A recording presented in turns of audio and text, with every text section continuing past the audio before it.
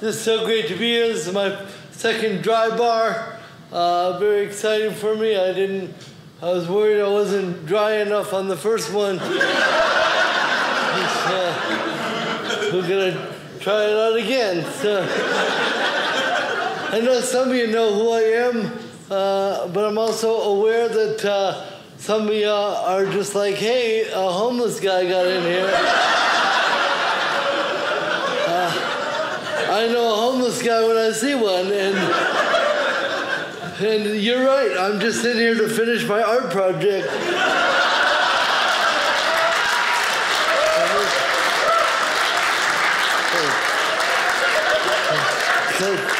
These are my hidey holes. I put treasures in there. You might not like my treasures.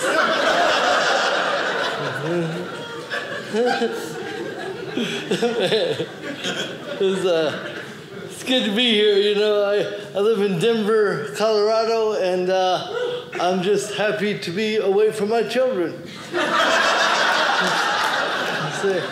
Love them dearly. I actually have 50% custody of both my kids, and if you know anything, you know that's a lot of custody.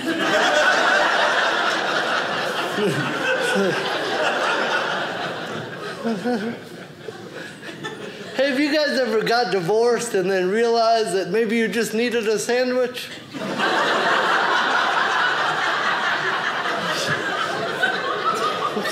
Whoopsie daisies, huh? Turns out I was just hungry.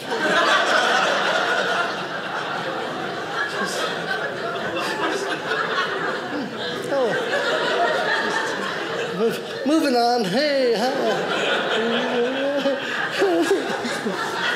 Thank you. Thank you so much.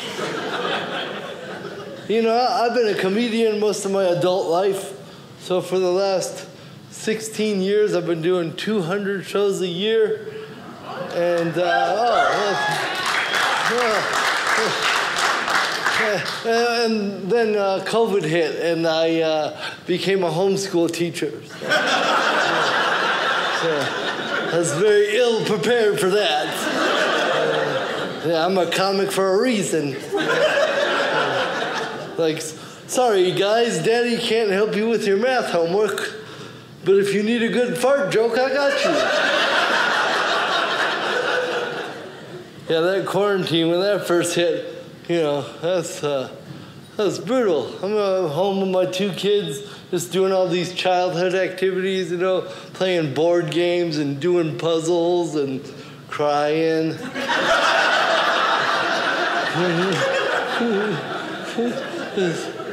We still haven't finished our puzzle. We lost interest about hour 85. And then board games. I like playing board games, you know, Monopoly and everything. But I will definitely jack up a Monopoly game. I'm not the most delicate of peace movers, you know. You thought you had some houses.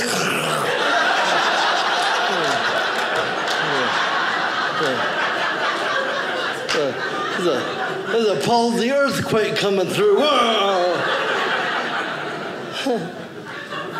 Yeah, I have my kids move the pieces, and I regularly kick my son's butt in chess, and that's got to be pretty humiliating when you have to move yourself into check.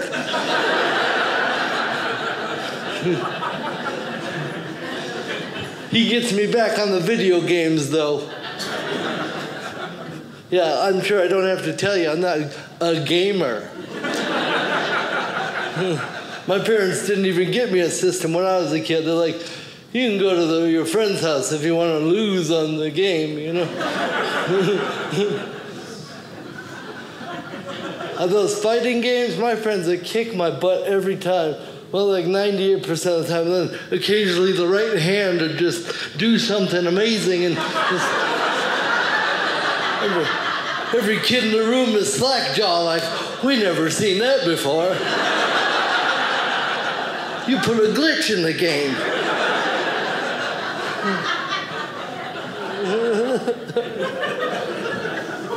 My kids, man. And, you know, I definitely deserve kids, you know?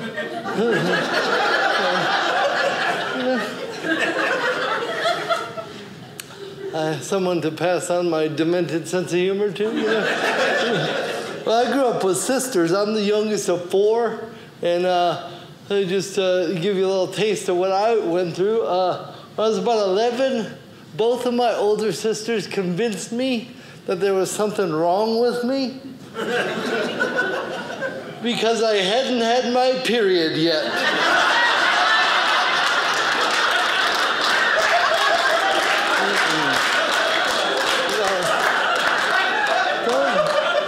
Don't encourage them. My oldest sister gave me a tampon. She's like, you might want to take this to school with you. And then my other sister's like, if it doesn't come in like a month, you should probably tell Mom.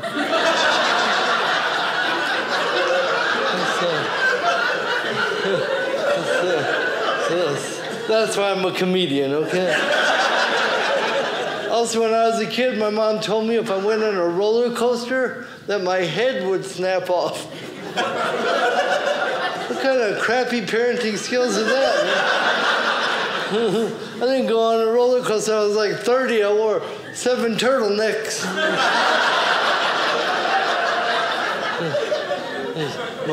Doing loop-de-loops and the tampon fell out.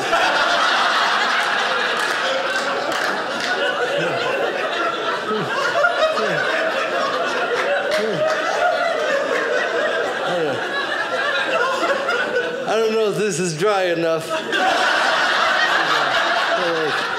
I feel like there's some moisture leaking in.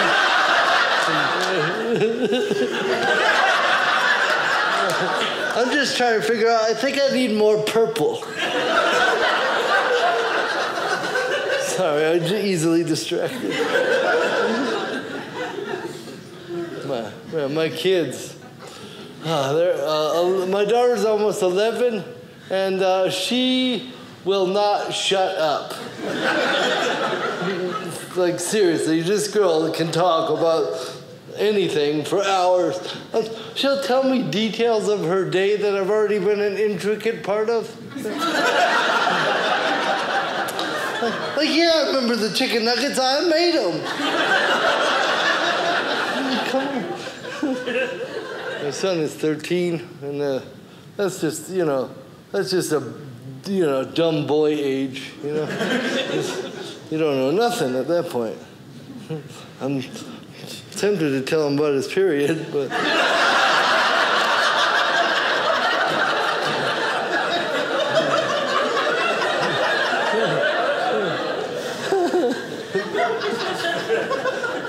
Hey, both my kids speak Japanese pretty fluently, and their mom's Japanese. That would explain it. Did some time in a Japanese prison. Well, I think it's awesome that they speak Japanese. My family is very language-oriented. Like, my father speaks 13 languages. And even though he speaks all those languages, I'm pretty sure he was never able to communicate with my mom.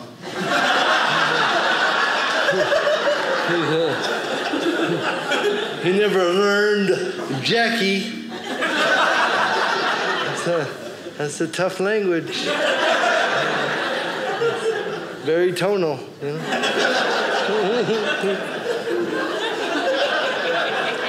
So I think it's amazing my kids speak Japanese, but, that definitely makes me the odd man out.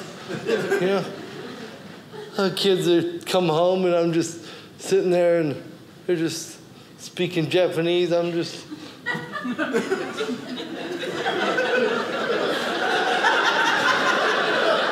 Come on, guys, I know you're talking about me.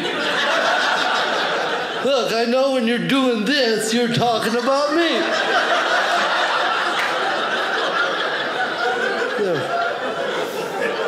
I don't need Rosetta Stone for that one.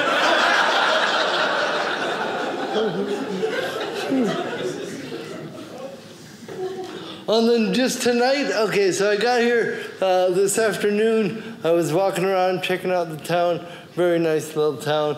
But down where that little farmer's market is, earlier in the day, there was a guy with cerebral palsy there, which, you know, that should be legal. And then I was there, but the thing is, he and I were heading in the same direction at about the same speed, but he was like 30 yards in front of me. And we walked like that for a little while, and then people started running up to me going, "You're a jerk for making fun of that guy."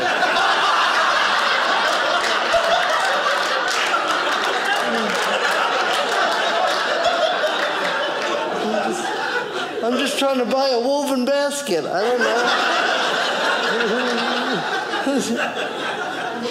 I followed that guy for a while. I was like, whatever.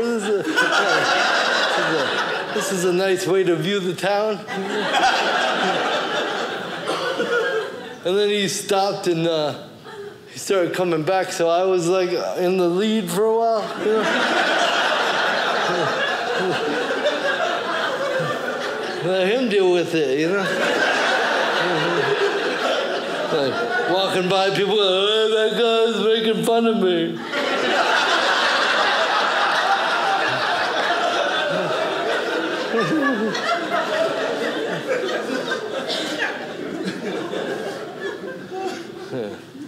My kids, man. You know, this age that they're at is fine. I don't mind it, but I like babies. That was always my jam. Anywhere from like 1 month to just under 2, you know? It's a good baby age, you know? I didn't make a lot of people nervous, though, you know? People running up to me like, "Didn't everybody tell you not to shake a baby?" Like, I'm just holding them.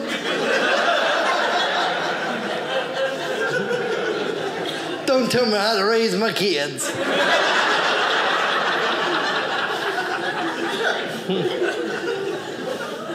My kids are all very healthy and very tough, you know? You know about like baby-proofing your house? You put gates on the stairs. You put one at the bottom. Did you know you also need one at the top?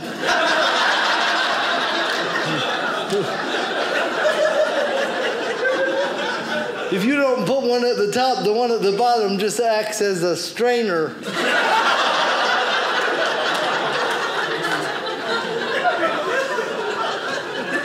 Or a colander. Which maybe you didn't get the joke if I used the wrong word that you didn't know. Some people are raised with strainers, some colander. Just trying to hit the whole audience, you know? Like the balcony seems like colanders.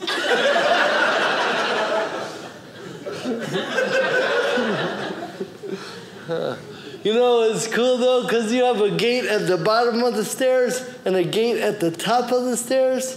We used to just keep the kids on the stairs.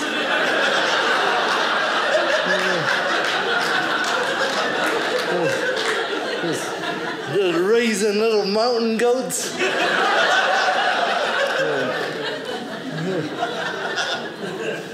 It paid off too. We go up to the Rocky Mountains all the time. They just run up the mountainside. It's just so majestic. Beautiful specimens.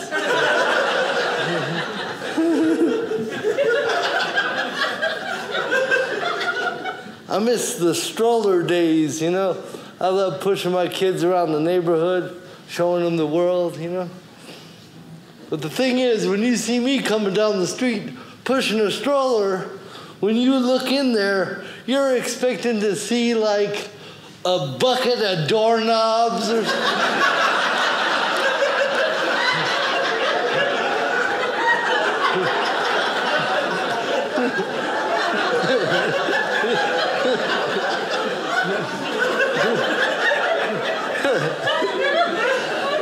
It's quite alarming when you see little Asian people. Ugh.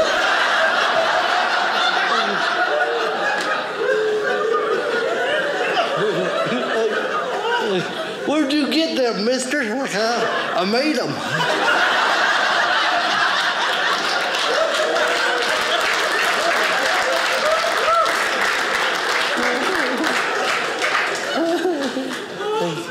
Thank you. All right. This is a lot of moisture.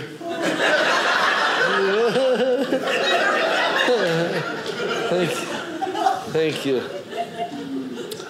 So, having a disability, a lot of times people are like, I just think it's so inspirational that you're just out in the world. You're so inspirational.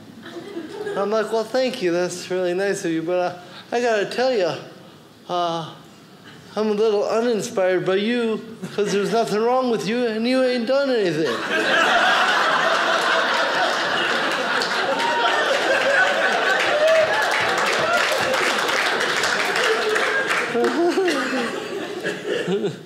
Now here's a tampon. Go on. I love telling jokes. It feels good to laugh, doesn't it? And you guys have been such a great crowd. I actually brought you guys some gifts. I have a big stack of.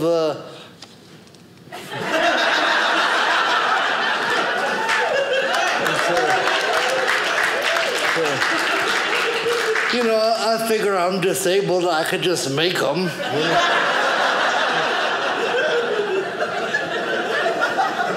Who am I to be hogging all these goodies?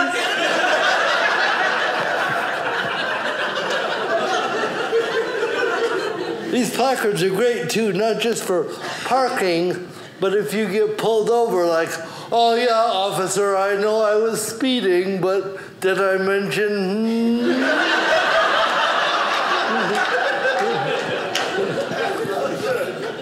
Don't do that. Don't do that.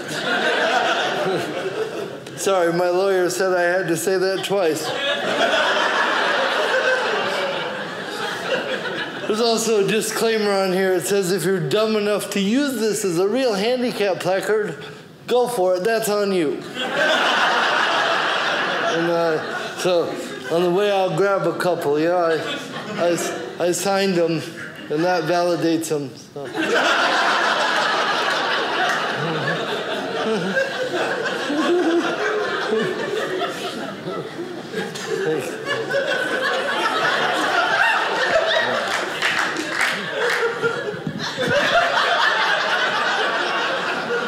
This thing, I'm telling you, man. It's my nocturnal arm, Sun goes down, this thing got stuff to do.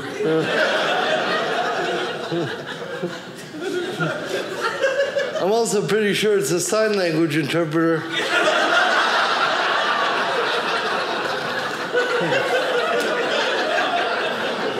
I think it's Japanese. I don't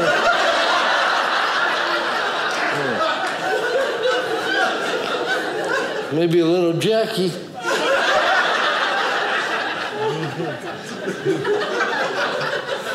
You guys remember from earlier?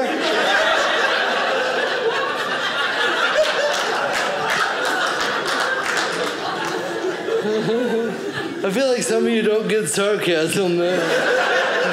This is a bad show for you. And I'm not being sarcastic.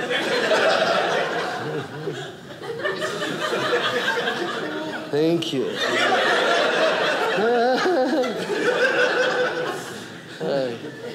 I gotta say, over the years, being disabled, definitely gotten a lot of material for that. Very lucky that I'm able to laugh at this stuff. Because, I've definitely gone through some tough times. People can be real mean about it. And I guess I never understood why people were mean about disability.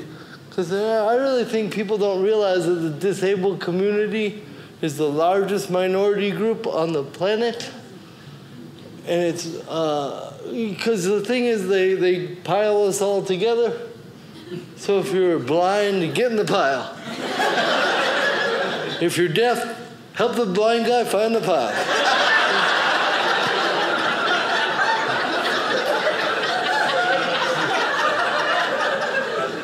If you got one leg, hop on. All right, I'll stop. That could be endless. But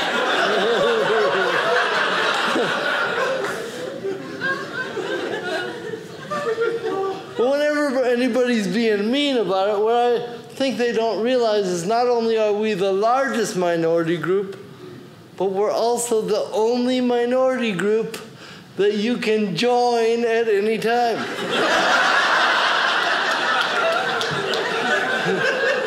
You're just one bad bike ride away. Red Rover, Red Rover. So you guys are awesome. Thank you so much.